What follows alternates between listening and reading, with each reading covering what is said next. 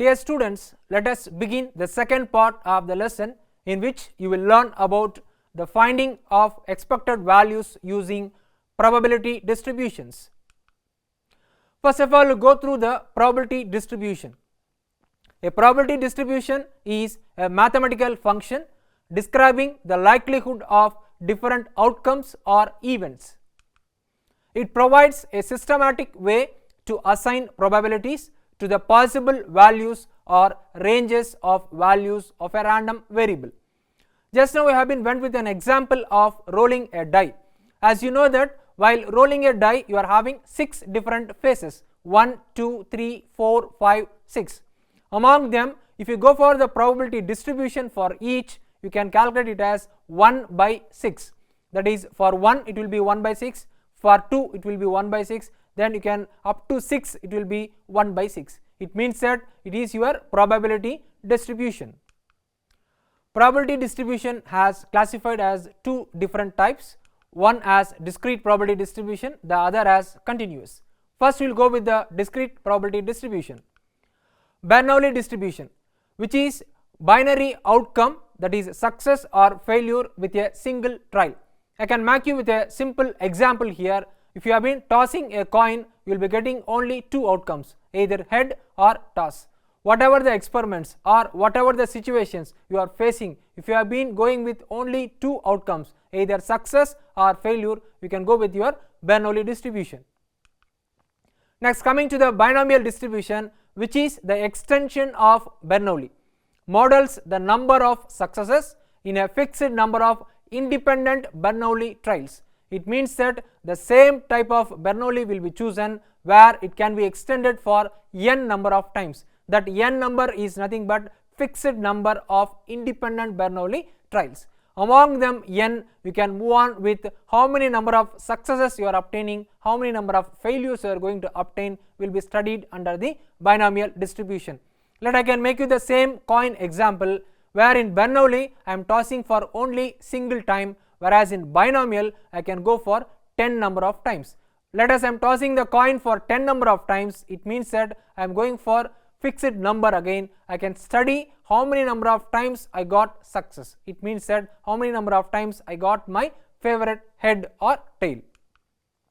Then Poisson distribution, which models the number of events occurring in a fixed interval of time or space when events occur at a constant rate and independently of each other.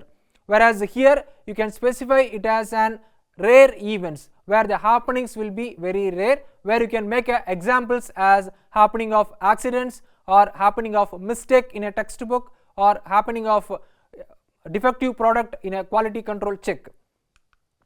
Now coming to the second type, continuous probability distributions. First one on normal or Gaussian distribution, often referred to as the bell curve. It is widely used due to the central limit theorem and represents many natural phenomena. In normal distribution, you will be having a bell shaped curve where you can see 2-sided flattened part, where you can call them as an right tail and left tail. Next, exponential distribution, which is models the time between events occurring at a constant rate. That is, here you can move on with an values where you can see in a constant rates. Next, coming to that gamma distribution, generalizes the exponential distribution and models waiting times for multiple independent exponential events, which is the extension part of your exponential distribution. Now we can go for some examples to understand the things. Suppose you are running an online advertising campaign and the click-through rate, that is CTR, for your ad is known to be 10%. You plan to display the ad 100 number of times to different users. Using the binomial distribution, you can calculate your ad campaign's expected frequency of successful click-throughs, that is your clicks. Here, why you have been choosing binomial distribution for this example? You may have a question. So here you have been conducting experiment for 100 number of times. It means that you are displaying the ad for 100 number of times, that is a fixed number. At the same time, your success rate is 10%, it means that 0.1. So you are known with your probability of success, you are known with your number of times you are going to conduct your experiment or number of times you are going to display the ad. Hence I am going for the binomial. Now define the parameters of the binomial distribution here. Number of trials n, which is 100, that means that the number of times the ad is displayed. Then probability of success p, small p, that is 0.1, 10%, that is the click through rate CTR, or the probability of a user clicking on the ad. So how to calculate the expected frequency here? The expected frequency is the expected number of successful clicks through based on the binomial distribution. Your expected frequency can be calculated with number of trials into probability of success. It means that 100 into 0.1, it means that 10 will be your expected frequency. So based on the binomial distribution with a probability of success, that is click through rate CTR of 10% and 100 ad displays, that is your trials, you would expect an average of 10 successful clicks through in your online advertising campaign. Similarly, you can compute various expected frequencies by providing observed frequency. Here you have been chosen 100 as your input. Apart from your 100, you can go with any different numbers to obtain your expected frequencies. Now you can go with another example. Suppose you are managing a call center. On average, you receive 4 customer calls per minute. You want to calculate the expected frequency of receiving a certain number of calls in a given time period. As I mentioned, in a Poisson distribution, you will be having rare cases. Here I have been chosen an example as call center, where getting the customer calls per minute, where it will be in an rare cases. Using the Poisson distribution, you can estimate the expected frequency of receiving a specific number of calls within a fixed time interval. So I can define the parameter here, average rate lambda, whereas in a Poisson distribution, lambda will act as the parameter, the lambda will act as the mean, the lambda will act as the variance, as you know. Here average lambda is 4 calls per minute, that is average number of calls received. The expected frequency represents the average number of events, that is number of calls you would expect to occur in a specific time interval.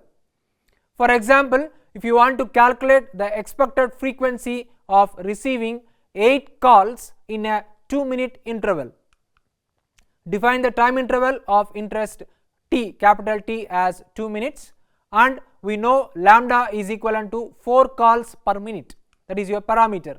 Now your expected frequency can be calculated using Poisson distribution, lambda into t, which will be equivalent to 4 calls per minute, that is into 2, it will be 8 calls totally.